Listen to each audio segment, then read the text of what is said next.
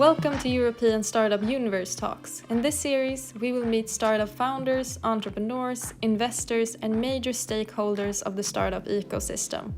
They will let us in on the challenges and the successes of their career, their view on the current state of the startup field, and give vital advice for those in the beginning stages of their startup journey. If you're in the early stages of your startup and are looking for an opportunity to take it to the next level, join the 6-week European Startup Universe initiative of your country. There you will get founding opportunities, meet with experienced experts and founders, and network with the startup community and much more. Let's make the EU the global powerhouse for startups.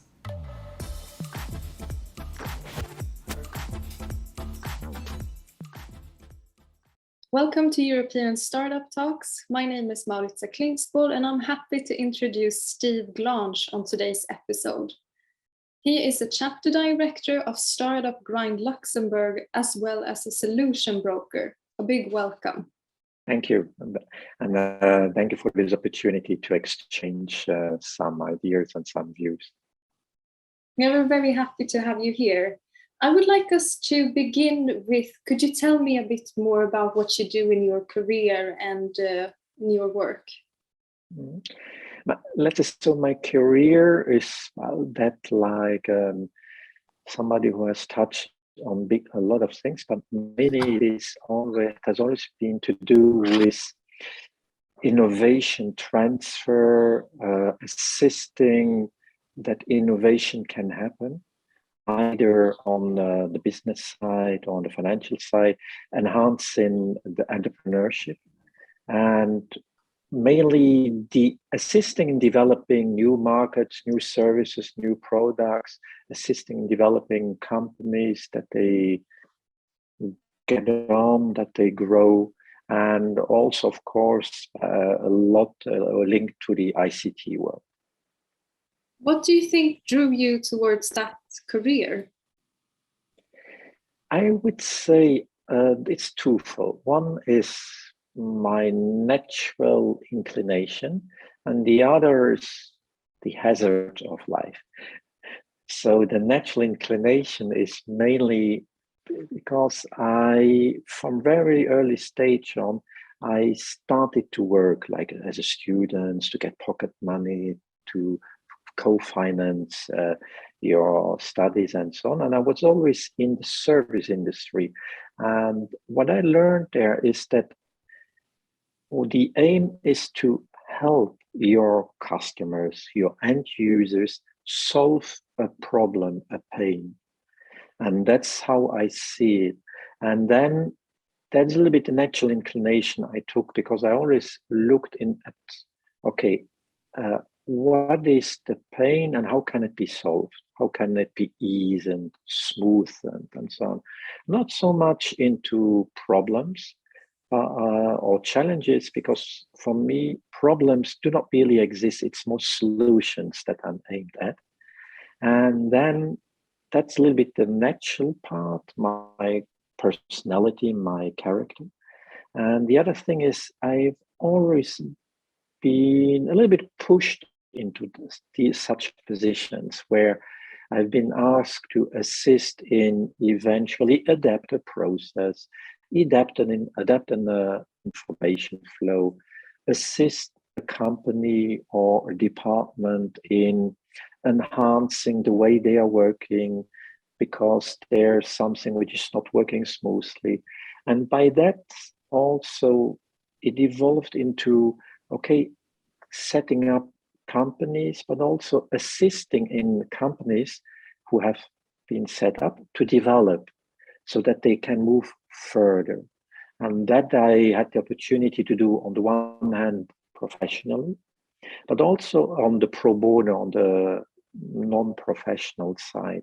For example, very early on, I had the opportunity to launch the first Tuesday network in Luxembourg, which in a nutshell, it was the first entrepreneurial network.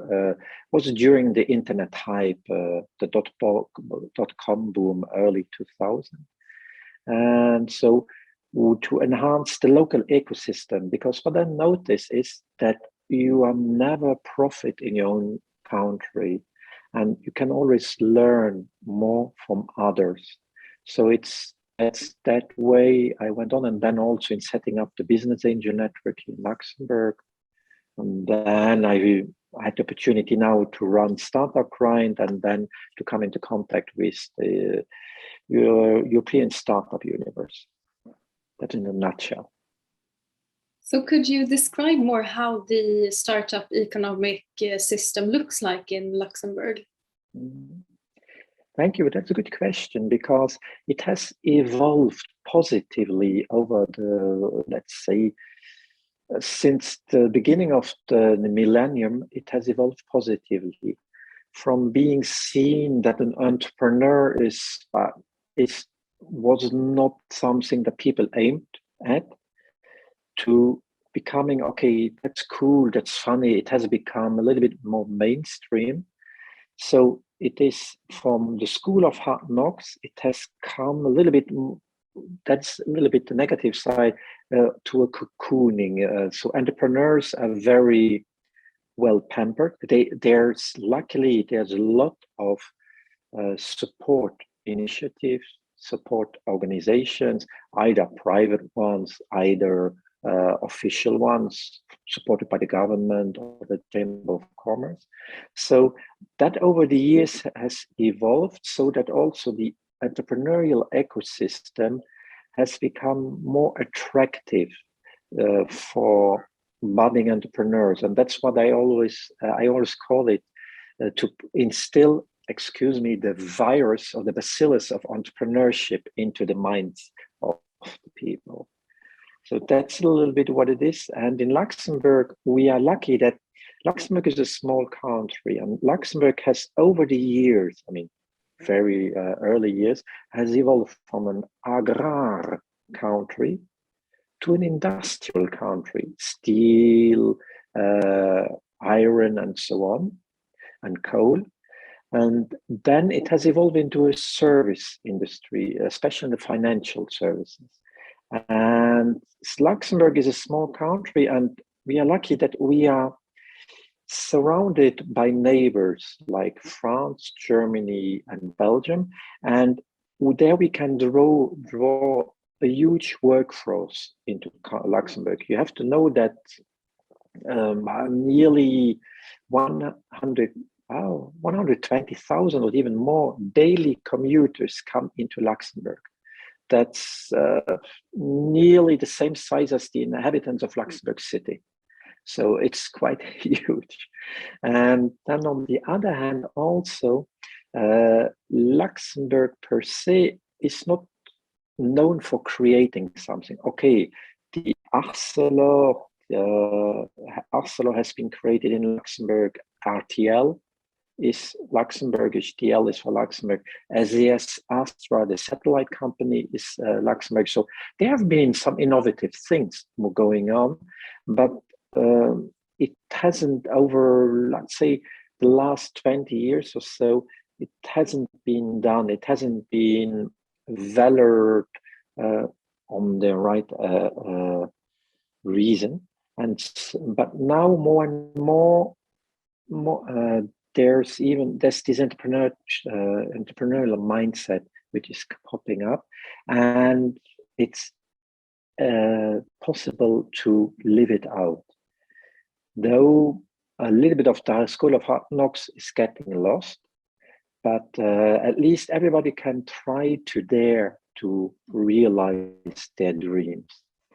And in Luxembourg also, as we also have a huge expat community in Luxembourg through the various industries, there's also a different mindset which is popping up, which you had also in other countries, but it's now coming to Luxembourg, where small shops are setting up, pop-up shops are setting up, co-working places are popping up, and so on. And even for example, the official parts like the Chamber of Commerce or the Ministry of the Economy, they have opened one-stop shops so that you can go there and then you get all the information you need, for example, to set up a company or to get authorizations and so on, which wasn't the case 10 or 20 years ago. So that's why we haven't reached maturity yet in Luxembourg. We have some, how shall I say, we have some success stories which breed and which give back to the local ecosystem, but we haven't reached the inflection point yet here in Luxembourg. So there's more to come probably. Oh. When do you think you will reach that level of maturity? That's a good question. Unfortunately, my crystal ball has broken, so I can't tell you. But I guess now with the pandemic and so on, in 5 or 10 years, because then we will see some cleaning up of all the cocooning and pampering which has been done, and then the companies will survive. Because here in Luxembourg, if you set up a company, you have to have an international mindset immediately. You have to look at international markets. And therefore, Luxembourg is a very good springboard for international growth. And also a good test market. For example, as I said, we have so many commuters coming in every day. So that means so many nationalities, so many different legal systems coming in. And then you have the languages and so on. And with the expat community, you have the different cultures. So it's really a great test or pilot market to start with. And in order also to get off to other markets, because Luxembourg, you may say we are a small country. And then if you go internationally as a Luxembourg company, you are not suspicious. Because if you go like a German company, a French company, a UK company, a Spanish company, an Italian company, then everybody looks at it, okay, that's a big company. It's a big company which is coming. So you can stay a little bit under the radar. What do you think are the strengths and weaknesses of that?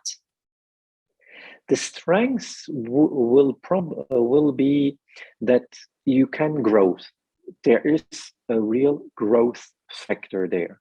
You have the markets which are there. If your product service is ready, you can grow. You can go to markets, external market, so you can grow. The weakness is that in order to get there, you will need the resources to get to the growth. This means the Luxembourg market per se is not enough to sustain your company, depending on the product services, of course, but it's not enough to make a sustainable company per se because the market is too small. That's for that reason. And the costs are high here in Luxembourg. We are a small country, but with very good top-notch infrastructures in any aspect. Is it ICT? Is it building? Is it here? Is it there? And that comes at a cost. So the costs are high. The labor costs are high. The rental costs are high, and so on. This means your costs are high. So in order to have a sustainable business, you need, as I say, you need to sell a lot of croissants in order to pay your costs. Would you like to tell me about, you're a country organizer for ESU for Luxembourg. Would you like to tell me a bit about what that entails for you? For me, it entails a continuity and also an add-on, because over many years, I try to enhance the local ecosystem and also to try to show them by example, and as the examples are not local or national, you need to go internationally to bring the examples to Luxembourg. Now, here as a county organizer, it's also to enhance with other means the local ecosystem. Would it be like saying, okay, we have the European Startup Universe, Luxembourg is part of it. Luxembourg is on the map of the European Startup Universe on the one hand, and to say, okay, together with other countries in Europe, we will have on the same time frame, we'll have the same workshops, the same office hours, and so on, in order that they can, the companies can compare themselves to their peers in other countries, but also exchange with them on the different steps and levels they are. What do you think is the mindset that has to change in order to feel like you can be on the same level as the other countries? What are the magic ingredients? So magic is there is magic because you don't understand it. So let's leave the magic side, but what could be is that it's a hard one. It's that those who try to launch their venture, that they are aware that it's a hard path. It's really the school of hard knocks, and that really they need to look abroad and not only in the national market. I would say that's that one. And then on the other one, to be open-minded, to take the best of every country or every culture which is there. Would it be, I don't know, Luxembourg would be then for the administrative hub, for the security hub, for the legal hub. Marketing would be another country, fast or more affordable services or infrastructure would be another country, and so on. And also to be able also to have a mindset of saying, okay, we go abroad. We are a Luxembourg company, but we go abroad and then we play like the rules which are on that market and not try to impose our rules. Dream. That's very important because that's a lot of the times I didn't dare it for XYZ reasons. And also look at other sides. Look at, try to learn from others.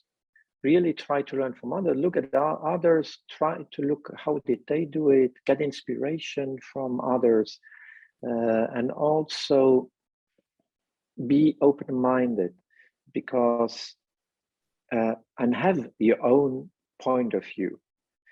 A lot of times you have a gut feeling, but you don't do it because you don't dare to do it, or you think that you don't know it correctly. So trust your gut feeling, and that's something. And also surround you with the right people. That's important to look forward.